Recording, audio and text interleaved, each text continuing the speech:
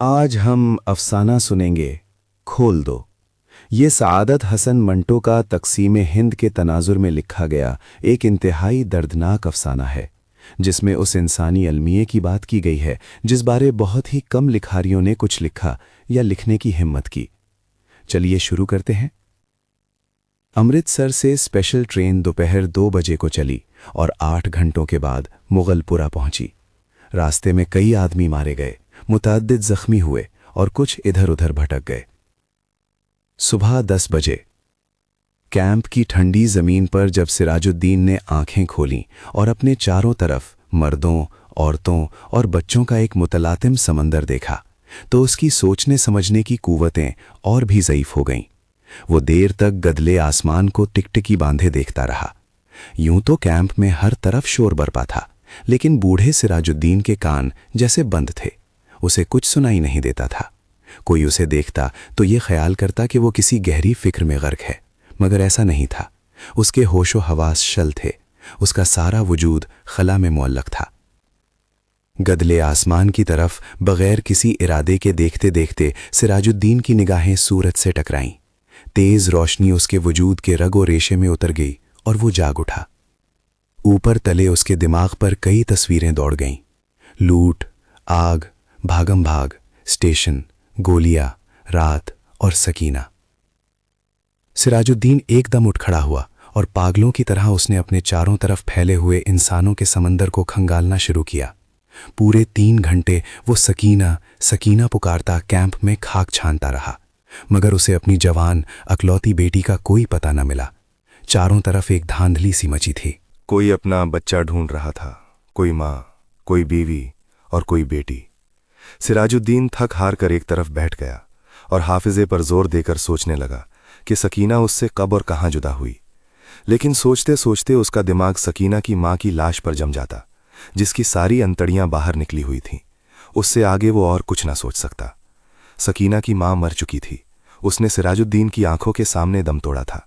लेकिन सकीना कहाँ थी, जिसके मुताल्लिक उसकी माँ ने मरते हुए कहा था, मुझे छोड़ो और सकीना को लेकर जल्दी यहां से भाग जाओ। सकीना उसके साथ ही थी। दोनों नंगे पांव भाग रहे थे। सकीना का दुपट्टा गिर पड़ा था। उसे उठाने के लिए उसने रुकना चाहा था, मगर सकीना ने चिल्लाकर कहा था, अब्बा जी छोड़िए। लेकिन उसने दुपट्टा उठा लिया था। ये सोचते सोचते उसने अपने कोट की उभरी हुई जेब की तरफ देखा और उसमें हाथ डालकर एक कपड़ा निकाला। सकीना का वही दुपट्टा था। लेकिन सकीना कहाँ थी? सिराजुद्दीन ने अपने थके हुए दिमाग पर बहुत जोर दिया, मगर वो किसी नतीजे पर ना पहुंच सका। क्या वो सकीना को अपने साथ स्टेशन तक ले आया था? क्या वो उसके साथ ही गाड़ी में सवार थी? रास्ते में जब गाड़ी रोकी गई थी और बलवाई अंदर घुसाए थे, तो क्या वो बेहोश हो गया था जो वो सकीना को उठा कर ले गए? सिराजुद्दीन के दिमाग में सवाल ही सवाल थे, जवाब कोई भी नहीं था। उसको हमदर्दी की जरूरत थी, लेकिन चारों तरफ जितने भी इंसान फैले हुए थे, सबको हमदर्दी की जरूरत थी। सिराजुद्दीन ने रोना चाहा, मगर आंखों ने उसकी मदद न की। आंसू जाने कहाँ गायब हो गए थे। 6 रोज के बाद जब होशो हवास किसी कदर दुरुस्त हुए, तो सिराजुद्दीन उन लोगों से मिला जो उसकी मदद करने के लिए तैयार थे। 8 नौजवान थे जिनके पास लारी थी, बंदूकें थीं। सिराजुद्दीन ने उनको लाख लाख दुआएं दी और सकीना का हुलिया बताया। गोरा रंग है और बहुत ही खूबसूरत है। मुझ पर नहीं, अपनी माँ पर थी। उम्र 17 बरस के करीब है। आंखें बड़ी बड़ी, बाल स्याह, दाहिने गाल पर मोटा सा तिल। मेरी इकलौती लड़की है, ढूंढ लाओ, तुम्हारा खुदा भला करेगा। रजाकार नौजवानों ने बड़े जज्बे के साथ बूढ़े सिराजुद्दीन को यकीन दिलाया कि अगर उसकी बेटी जिंदा हुई तो चंद ही दिनों में उसके पास होगी। 8 नौजवानों ने कोशिश की। जान हथेलियों पर रखकर वो अमृतसर गए। कई औरतों, कई मर्दों और कई बच्चों को निकाल निकाल कर उन्होंने महफूज मकामों पर पहुंचाया। 10 रोज गुजर गए, मगर उन्हें सकीना कहीं न मिली। एक रोज वो इसी खिदमत के लिए लारी पर अमृतसर जा रहे थे कि 6 हर्टा के पास सड़क पर उन्हें एक लड़की दिखाई दी। लारी की आवाज सुनकर वो बिदकी और भागना शुरू कर दिया। रजाकारों ने मोटर रोकी और सब के सब उसके पीछे भागे। एक खेत में उन्होंने लड़की को पकड़ लिया। देखा तो बहुत खूबसूरत थी। दाहिने गाल पर मोटा तिल था। एक लड़के ने उससे कहा, घबराओ नहीं, क्या तुम्हारा नाम सकीना है? लड़की का रंग और भी जर्द हो गया। उसने कोई जवाब न दिया। लेकिन जब तमाम लड़कों ने उसे दम दिलासा दिया तो उसकी वहशत दूर हुई और उसने मान लिया कि वो सिराजुद्दीन की बेटी सकीना है। 8 रजाकार नौजवानों ने हर तरह सकीना की दिलजोई की उसे खाना खिलाया, दूध पिलाया और लारी में बिठा दिया। एक ने अपना कोट उतारकर उसे दे दिया। क्योंकि दुपट्टा न होने के बायस वो बहुत उलझन महसूस कर रही थी और बार बार बाहों से अपने सीने को ढांकने की नाकाम कोशिश में मसरूफ थी। कई दिन गुजर गए। सराजुद्दीन को सकीना की कोई खबर न मिली। वो दिन भर मुख्तलिफ कैंपों और दफ्तरों के चक्कर काटता रहता, लेकिन कहीं से भी उसकी बेटी का पता न चला। रात को वो बहुत देर तक उन रज़ाकार नौजवानों की कामयाबी के लिए दुआएं मांगता रहता, जिन्होंने उसको यकीन दिलाया था कि अगर सकीना जिंदा हुई तो चंद दिनों ही में वो उसे ढूंढ निकालेंगे। एक रोज सराजुद्दीन ने कैंप में उन नौजवान रज़ाकारों को देखा। लारी में बैठे थे।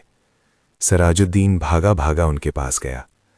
लारी चलने ही वाली थी कि उसने पूछा, बेटा, मेरी सकीना का पता चला? सब ने यकजुबान होकर कहा, चल जाएगा, चल जाएगा, और लारी चला दी। सराजुद्दीन ने एक बार फिर उन नौजवानों की कामयाबी के लिए दुआ मांगी और उसका जी किसी कदर हल्का हो गया।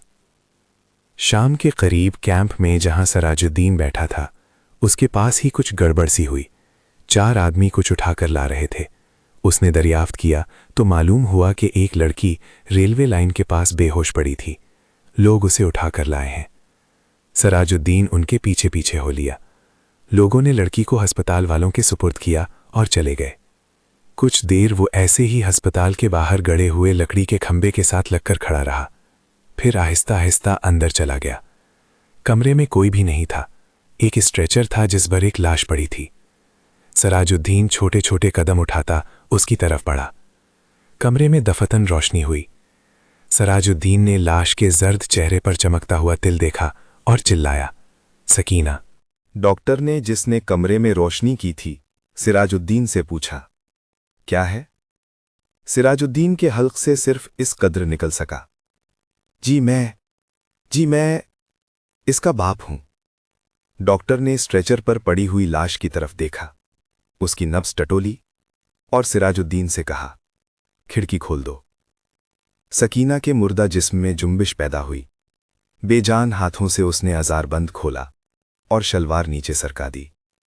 बूढ़ा सिराजुद्दीन खुशी से चिल्लाया, जिंदा है, मेरी बेटी जिंदा है। डॉक्टर सर से पैर तक पसीने में गर्क हो गया।